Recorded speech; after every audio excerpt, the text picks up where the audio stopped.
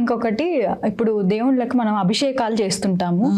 ఏ ఏ ద్రవ్యాలతో చేయాలి అభిషేకాలు? కొంతమంది ఒక్కొక్కలా చేస్తుంటారు. అసలు ఏ ద్రవ్యాలతో చేయాలి అభిషేకం అనేది దేవుళ్ళకి?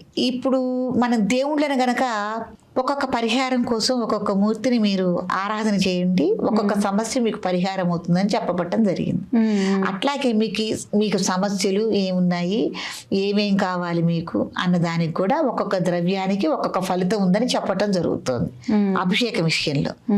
అన్నంతో, పంచదారతో, మళ్ళీ ఆవు పాలు, చెరుకు రసం, పంచామృతాలు, అదే పంచామృతాలు, తేనె, తర్వాత చెరుకు రసము, ఇట్లా రకరకాల ద్రవ్యాలతో మనం అభిషేకం చేస్తూ ఉంటాం.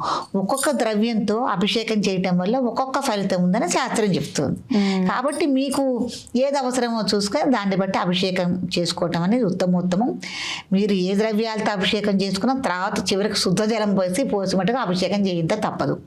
కాబట్టి తర్వాత ఏది చేసినా శుద్ధోదకం, చివరికి శుద్ధోదక స్నానం సమర్పయామి అనాల్సిందే, శుద్ధ జలాలతో కడగాల్సిందే. పెరుగు పోసావమ్మా అంతే ఉంచేస్తావా, నీళ్లు పోస్తాం కదా. కాబట్టి మీరు ఏది చేసినా కూడా శుద్ధ జలంతో అభిషేకం చేయటం అనేది ఉత్తమోత్తమం.